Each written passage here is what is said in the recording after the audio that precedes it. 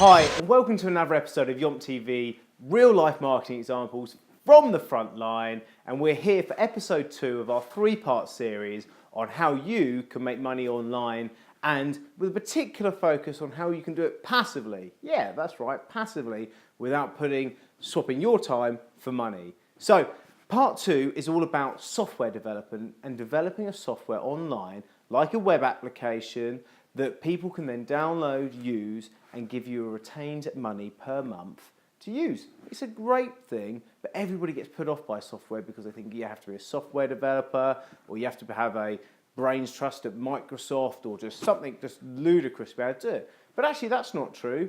I can't write software, but we've already developed 3 softwares within Yomp, and we've rolled those out to industries such as the oil industry, the accountancy industry, and also within our own internal marketing industry. So yeah, don't worry about that. It's all about having the vision first to be able to do it, not necessarily the technical abilities. But let me just define the 3 ways of actually creating software in the 3 softwares. So the first software is a system software. You don't have to worry about that. That's all the stuff like Windows and all the different softwares where things like your Apple operating systems and all those sort of bits that get stuff going on your actual computer. So the stuff that makes the hardware do the thing that you want to do. So don't worry about that. You know, obviously we all know that software is something that helps humans do something easier, but it's not tangible. That's why it's called software, whereas hardware is things like actual PCs. So I know that was a bit jumpy about, but I just want to make sure you get that distinction. I don't want to tell you to suck or show you how to suck eggs.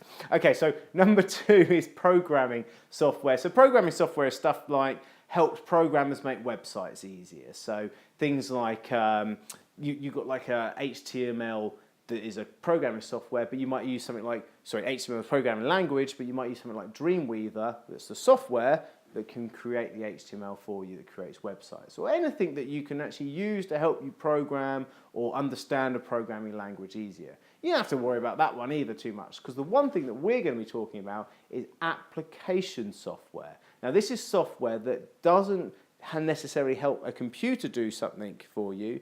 It helps a task be done for you through using a computer. So that's things like project management software, accountancy packages, education software, and a whole manner of different things around that side. And that's where the opportunities are for you to be able to actually make money online through software. So I'm going to give you a really quick getting started guide. This is our 7-point getting started guide, and I'm just going to give you those points on how you can do it. But again, like all of these episodes in this 3-part series, we're going to be defining them and building upon them over the coming months through Yomp. So just a quick whistle-stop tour on how to get started. So the first thing you need to do is you need to find the market. So that's step number 1. And so finding the market, a little bit like we were talking about with the affiliate marketing, is that you've got to define that niche and actually understand what the market is. So what I mean by that is the real estate market, the accountancy industry, you know, the marketing industry. So once you know that industry, then you've got to step number 2 is you've got to find the pain.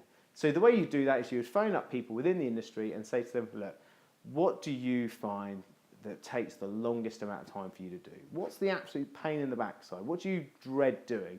So for example, for us, you know, we spent half a day writing SEO soft reports for our clients because it's got so many different elements in, and then we eventually found a software called Analytics SEO that we use at the moment that auto-generates those reports and also helps us project manage that. So that's a great example of a niche that's been found and actually a problem that's been solved with it. So you need to find the thing that actually is a pain in the backside for your market. And then after that, point number 3 is define the pain better than it was actually told to you. So this is where the skill of software development comes in.